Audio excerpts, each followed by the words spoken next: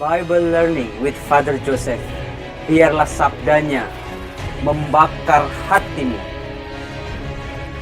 Dan biarlah inspirasi Roh Kudus turun atasmu. Salam damai sejahtera saudara-saudara terkasih, pencinta firman Tuhan. Berjumpa kembali dengan Bible Learning with Father Joseph. Saudara-saudara, apa kabar Anda hari ini? Saya sangat berharap Anda semua dalam keadaan baik.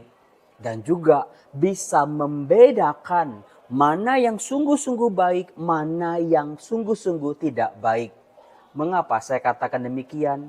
Karena dalam kehidupan nyata seringkali kita tertipu, kita terjebak dan salah memilih. Maunya kita memilih yang baik, kita mencari yang baik, mengharapkan yang baik, tetapi yang baik itu seolah-olah terbungkus dengan hal-hal yang tidak baik.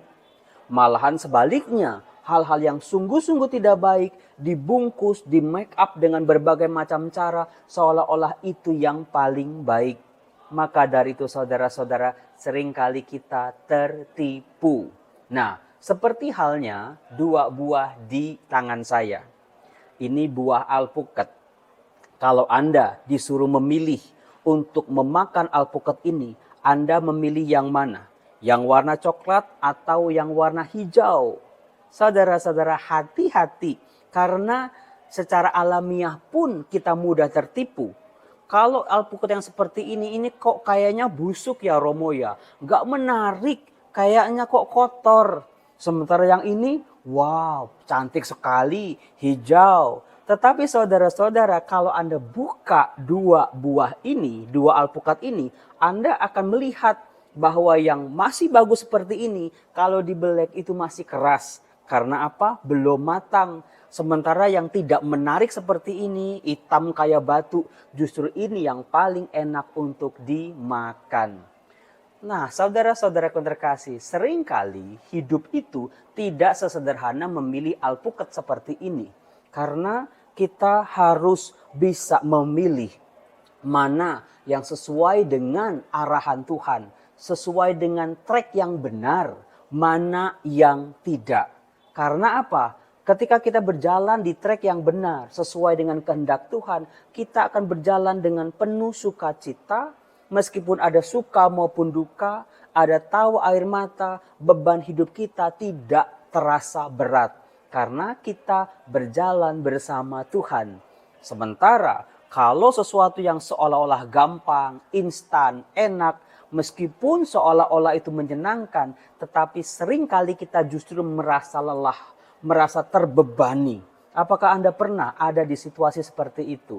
Nah, saudara-saudaraku, saya akan mengangkat dua kitab yang berbicara secara luar biasa tentang keadaan hidup manusia. Bisa menjadi bahan refleksi buat kita. Yang pertama itu di Ulangan bab 1. Jemaat atau orang beriman macam apa yang kita bisa temukan di Ulangan bab 1. Khususnya itu di ayat 19 sampai ayat 40. Sementara nanti teks yang kedua adalah kita bisa menemukan dalam Mazmur bab 15. Nah, nanti setelah Anda menyaksikan video ini sampai selesai, tolong dijawab, tolong direfleksikan. Anda lebih cocok menjadi umat Allah di kitab Ulangan atau yang di kitab Mazmur. Seolah-olah ketika kita membaca teks ini, kita sedang bercermin. Ada wajah kita yang mana yang bisa kita lihat. Nah, saudara-saudaraku yang terkasih, saya mulai membongkar umat Allah dalam kitab Ulangan. Pada waktu Musa merefleksikan kembali perjalanan orang Israel di padang gurun. Nah, di kitab Ulangan bab 1 ayat 19 diceritakan riwayat ke-12 pengintai. Yang direfleksikan oleh Musa adalah perjalanan akhir orang Israel di padang gurun. Anda pasti tahu apa yang dialami oleh orang Israel di padang gurun. Mereka selalu ditolong oleh Tuhan. Mereka menyaksikan kuasa Allah yang maha kudus hadir di tengah-tengah mereka. Dalam tiang awan, tiang api, mukjizat demi mukjizat. Ketika mereka kekurangan makan, Tuhan memberi mereka makan. Ketika mereka kehabisan air, Tuhan memberikan mereka sumber air yang luar biasa. Tetapi umat ini meskipun sudah melihat aneka macam kebaikan-kebaikan Tuhan secara nyata dalam kehidupan mereka. Tetapi apa yang terjadi? Umat Israel yang diceritakan dalam Ulangan bab 1 ayat 19 sampai 40 adalah umat yang tidak pernah bersyukur, menganggap remeh kebaikan-kebaikan Tuhan, dan juga cenderung berpikir negatif. Apakah Anda punya ciri-ciri seperti itu? Mengapa saya katakan demikian? Misalnya di ayat 27, Musa berkata, "Kamu menggerutu di dalam kemahmu serta berkata, karena Tuhan membenci kita, maka ia membawa kita keluar dari tanah Mesir untuk menyerahkan kita ke dalam tangan orang Amori supaya dimusnahkan." Saudara-saudara, itu salah satu bukti umat beriman yang punya pikiran negatif. Bukan hanya negatif ketika memandang orang lain, bukan hanya negatif memandang dirinya, tetapi yang jauh lebih parah adalah mereka memandang Tuhan secara negatif. Kok bisa-bisanya mereka yang sudah diselamatkan dari perbudakan di Mesir, ditemani di padang gurun, menyaksikan aneka macam mukjizat demi mukjizat, kok bisa-bisanya berkata Tuhan membenci umatnya. Padahal tidak pernah ditunjukkan seperti itu. Kok bisa Romo tiba-tiba orang Israel ketika hampir sampai di tanah terjanji, mereka mengira mereka dibenci oleh Tuhan. Karena mereka sedang berhadapan dengan tantangan yang baru, yaitu orang-orang bangsa Amori. Nah, di sini mereka tidak pernah belajar, tidak pernah bersyukur, tidak pernah berterima kasih. Selama perjalanan di padang gurun, apapun kesulitan umat Allah, Tuhan selalu membantu mereka, menolong mereka, ada di pihak mereka. Tetapi kenapa saat ini ketika mereka dihadapkan pada tantangan baru, bisa jadi tantangannya sangat berat untuk mereka. Kok bisa-bisanya mereka berkata Tuhan membenci kita? Saudara-saudaraku yang terkasih, mari kita saksikan lagi di ayat ke-28. Mereka berkata, "Kemanakah pula kita maju? Saudara-saudara kita telah membuat hati kita tawar dengan mengatakan, orang-orang itu," maksudnya orang Amori, "lebih besar dan lebih tinggi daripada kita. Kota-kota di sana besar dan kubu-kubunya sampai ke langit. Lagi pula kami melihat orang-orang enak di sana." Saudara-saudara yang terkasih, saya pernah membahas dalam salah satu video saya sebelumnya betapa orang Israel menjadi ciut ketika mereka hampir sampai ke tanah terjanji. Mereka mengutus 12 suku pengintai untuk melihat-lihat keadaan di tanah terjanji. Dan mereka mengalami ketakutan. Dikatakan pengintai-pengintai itu menghasut rakyat. Inilah yang diceritakan dalam kitab Ulangan ini. Nah, dikatakan waktu itu ayat 29, "Ketika itu aku berkata kepadamu, janganlah gemetar, janganlah takut kepada mereka. Tuhan Allahmu yang berjalan di depanmu. Dialah yang akan berperang untukmu, sama seperti yang dilakukannya bagimu di Mesir, di depan matamu dan di padang gurun, di mana engkau melihat bahwa Tuhan Allahmu mendukung engkau.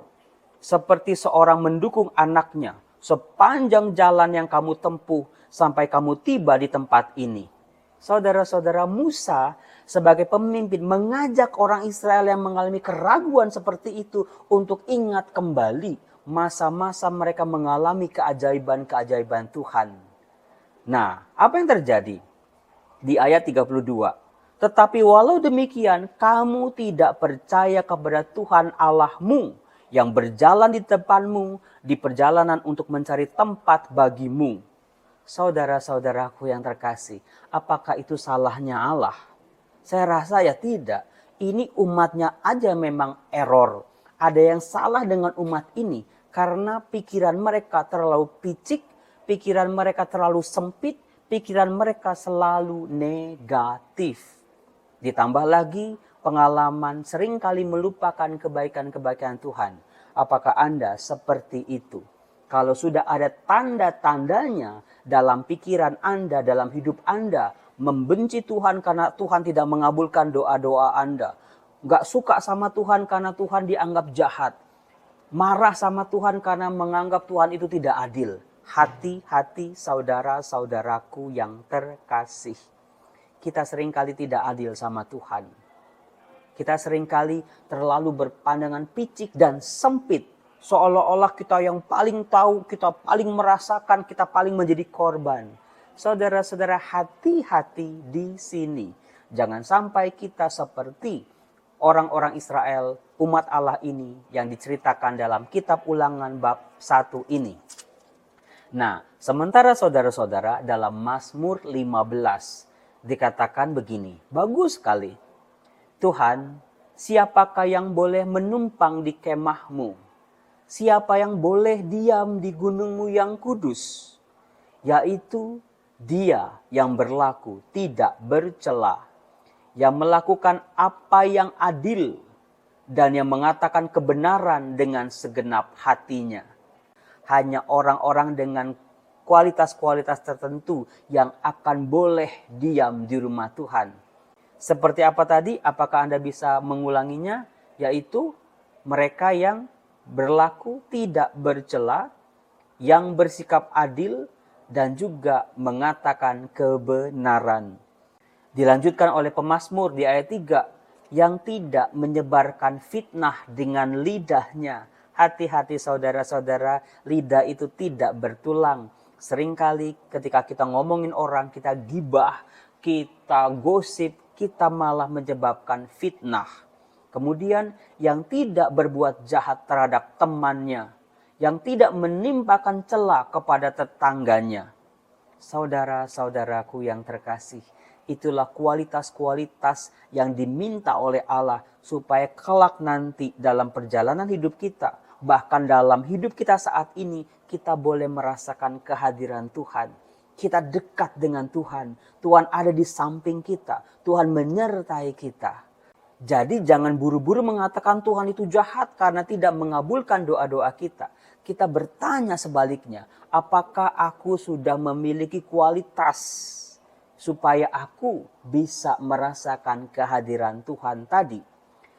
Nah, dilanjutkan di ayat 4, kualitas-kualitas lain bagaimana orang bisa merasakan kedekatan Allah, yaitu yang memuliakan orang yang takut akan Tuhan, yang berpegang pada sumpah walaupun rugi, yang tidak meminjamkan uangnya dengan makan riba, dan tidak menerima suap melawan yang tidak bersalah. Saudara-saudara terkasih, silakan kita bertanya kepada diri kita sendiri. Apakah kita sudah punya kualitas-kualitas seperti itu dalam kehidupan kita?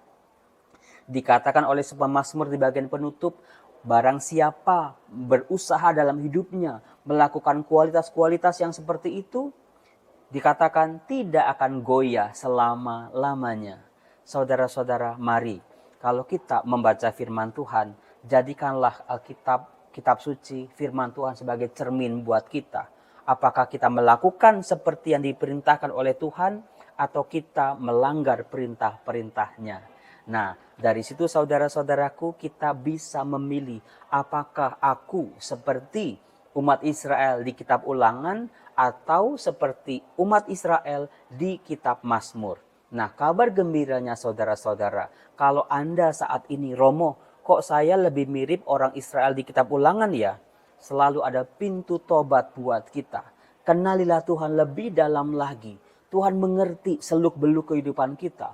Tuhan mengerti pergulatan kita. Mungkin ada luka-luka, ada kepahitan dalam kehidupan kita. Sampai-sampai kita berkata Tuhan membenci kita. Tetapi kitab suci saudara-saudara menunjukkan Tuhan tidak pernah membenci umatnya yang taat kepadanya. Yang dibenci oleh Tuhan adalah kesalahan-kesalahan dan dosa-dosa yang dilakukan oleh umat manusia. Nah, kalau Anda sudah merasa seperti umat Israel dalam kitab Mazmur, syukurilah, jangan sombong, jangan menganggap remeh atau menganggap rendah orang-orang lain. Seolah-olah kita yang paling suci, mereka itu pendosa. Justru tanggung jawab kita adalah merangkul mereka untuk menjadi lebih baik lagi. Sehingga kita semua bisa sama-sama memuliakan Allah dan menghadirkan Allah dalam kehidupan kita secara nyata. Salam damai sejahtera, Tuhan Yesus memberkati. Jangan lupa tulis di kolom komen Anda pilih yang mana. Apakah Anda tertipu? Terima kasih. Salam.